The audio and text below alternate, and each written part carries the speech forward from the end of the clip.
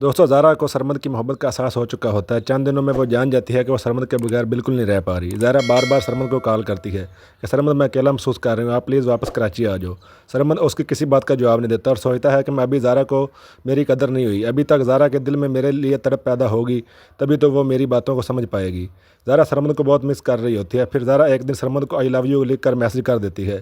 फिर Sarmad back call करता है। आगे से ज़ारा रो रही होती है।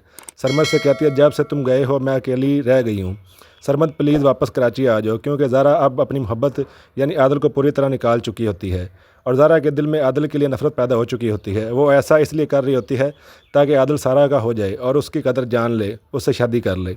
इसलिए ज़ारा आदिल से कहती है कि मैंने तुमसे प्यार का झूठा खेल रचाया था ताकि मैं अपने मकसद पर पहुंच सकूं, मुझे मेरे बाबा मिल जाए और हमारी फैमिली एक हो जाए, इसलिए अब मुझे तुम्हारी कोई ज़रूरत नहीं। आदिल ज़ारा की सब बातें सुनकर वहाँ से चुप करके चला जाता है और सोचता है कि मैं ज़ारा जैसी धोखेबाज और खुदगर्ज लड़की की खतर सारा जैसी मासूम लड़की के दिल से खेल बैठा। फिर आदिल सारा के पास जाता है और उससे कहता है जो कुछ मैंने तुम्हें कहा वो बस एक गलतफहमी की वजह से हो गया था। मैं ये समझता था कि शायद ज़ारा मुझसे बहुत मोहब्बत करती है, इसलिए वो सब मैं भूल गया।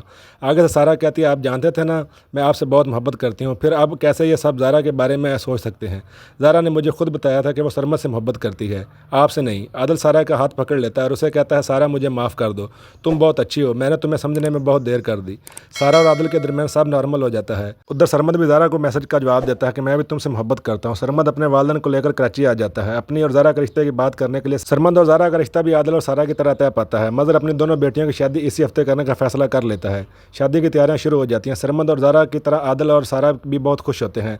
ज़ारा सोचती है कि सरमद की खुशी की इंतहा नहीं, वो मुझसे बहुत मोहब्बत करता था, मैंने कभी इसको समझा नहीं था, इसकी फीलिंग की कभी कदर ही नहीं की थी। ज़ारा सारा और सरमद को खुश देखकर आदिल की मोहब्बत की कुर्बानी दे देती है।